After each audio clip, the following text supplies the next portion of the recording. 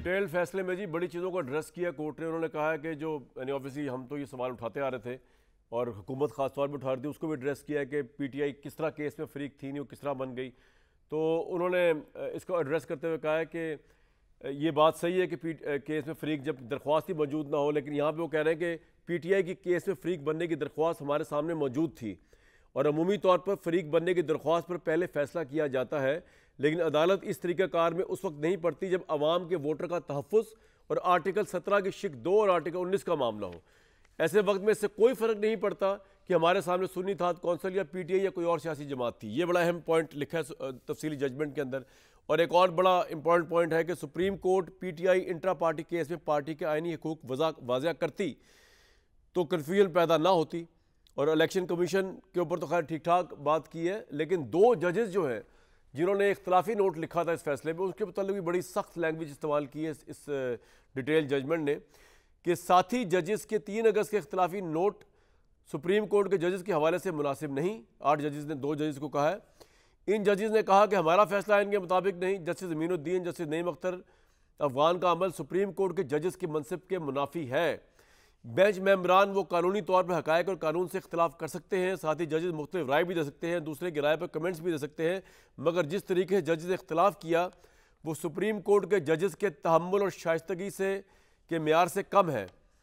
ज़्यादा पर शाइक उस्मानी साहब, सुप्रीम कोर्ट की डिटेल जजमेंट आ गई है। आपसे सिर्फ जानना ये था कि अगर इलेक्शन कमीशन ऑफ पाकिस्तान या चीफ इलेक्शन कमिश्नर जो है वो जिस तरह डिले कर रहे हैं, अभी भी 5वां उन्होंने इजलास बुला लिया लेकिन सुप्रीम कोर्ट के फैसले पे इंप्लीमेंट नहीं किया, क्या कोई ऐसा तरीका है कि इलेक्शन कमीशन भी कंटेम्प्ट उसको हो सकती है सुप्रीम कोर्ट से, या इलेक्शन कमीशन आज़ाद आईनी इदारा है वो सुप्रीम कोर्ट को जवाब दे नहीं है कंटेम्प्ट के तनाजुर में?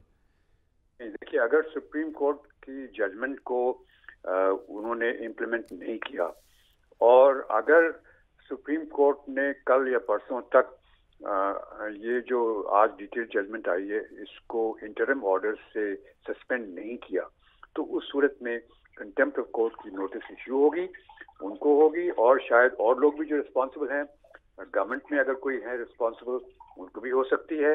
और सबका हशर वही होगा जो आपको याद होगा वो गिलानी साहब का, यूसुफ रज़ा गिलानी साहब का हुआ था। सर, लेकिन ये कहा जाता है कि इलेक्शन कमीशन कॉन्स्टिट्यूशन में लिखा हुआ है कि सिर्फ पार्लियामेंट को जवाब दे है, तो वो कह रहे हैं सुप्रीम कोर्ट को जवाब दे नहीं है उस तरह, ये कहा जाता है। जवाब दे की बात नहीं, जवाब दे की बात नहीं। यहाँ पे तो सुप्रीम कोर्ट का जो ऑर्डर है वो सब पे लाजिम है कि उसको इम्प्लीमेंट करें। जवाब दे की बात नहीं, यहाँ पर आपको इम्प्लीमेंट करना है। अगर आपको उसके खिलाफ कोई ऑब्जेक्शन है तो आप रिव्यू पिटीशन फाइल करें जो उन्होंने फाइल की है, और वो उसका अगर फैसला आ जाता है तो ठीक है, अगर सस्पेंड हो जाती है जजमेंट तो ठीक है, अगर नहीं होती तो शायद उस्मानी साहब आप ये कह रहे हैं कि चीफ इलेक्शन कमिश्नर अगर सुप्रीम कोर्ट के हुक्म की पामाली करते हैं, इंप्लीमेंट नहीं करते, उन पर भी कंटेम्प्ट ऑफ कोर्ट लग सकती है और वो अपनी जॉब से बर्खास्त भी हो सकते हैं। जी जी बिल्कुल, फौरन। अच्छा सर, दूसरा ये बताइएगा कि कंटेम्प्ट की प्रोसीडिंग कौन स्टार्ट कर सकता है? अगर बेंच प्रैक्टिस और प्रोसीजर अब जो एक्ट आया है, एक्ट हमारे सामने आ गया है, उसमें तो काजी फायद ईसा साहब चीफ जस्टिस और एंड सेकंड मोस्ट सीनियर और एक और यही बेंच तश्कील लेंगे, या कंटेम्प्ट कोई भी प्रोसीडिंग शुरू कर सकता है कोई भी सुप्रीम कोर्ट का जज इलेक्शन कमीशन के खिलाफ? नहीं, ये तो जो बेंच जिसने ऑर्डर पास किया है जो वो करेगी, नोटिस इश्यू करेगी। वो जो 8 रुकनी बेंच है, जी वो नोटिस करेगी कि आप आए बताएं कि क्यों नहीं आपने इसको इम्प्लीमेंट किया। अच्छा, और सर इस तरह तो फिर ये स्पीकर कौमी असेंबली जो है और इनको भी कुछ तसला नहीं है सुप्रीम कोर्ट के आगे अगर इम्प्लीमेंटेशन नहीं होती? नहीं, स्पीकर का तो कोई रोल नहीं ना इसके अंदर, इम्प्लीमेंट करना तो इलेक्शन कमिश्नर का काम है। बिल्कुल ठीक है, तो आप सर कह रहे हैं कोई चॉइस नहीं है इलेक्शन कमीशन के पास इसके अलावा कि इस पे इम्प्लीमेंट किया जाए? नहीं, चॉइस है ये कि वो रिव्यू पिटीशन अपनी उसको कल लगवाएं और इस जजमेंट को वो सस्पेंड करवाएं। अच्छा, और सर अगर सस्पेंड नहीं होती, रिव्यू पिटीशन लग भी जाए और सस्पेंड और रिव्यू पिटीशन लगाना फर्ज है सुप्रीम कोर्ट पे, या वो रिव्यू पिटीशन की मर्जी है उनकी रिव्यू पिटीशन ले या ना ले? बिल्कुल डिस्क्रेशनरी होता है, सुप्रीम कोर्ट अगर चाहे तो ना सुने, लेकिन चूंकि इतनी चीजें सामने आ गई हैं, इतनी डिफेक्ट्स उसके अंदर आ गए हैं कि सुप्रीम कोर्ट के पास कोई चारा नहीं बजाय इसके कि वो उसको सुने रिव्यू पिटीशन को। सर लेकिन कानून में 14 दिन का इतलाक नहीं होता? क्या मतलब 14 दिन का? सर फैसला आने के 14 दिन के अंदर रिव्यू पिटीशन के लिए जाना होता है, अब तो काफी दिन हो गए। नहीं, वो तो रिव्यू पिटीशन कब की फाइल हो चुकी है। अच्छा, वो एक्सेप्ट होगी, ठीक है, क्योंकि वो डिटेल जजमेंट का वेट हो रहा था। बिल्कुल ठीक। वो सिर्फ ये है कि सुप्रीम कोर्ट ने भी फैसला करना है कि वो सुने कि नहीं सुनेंगे।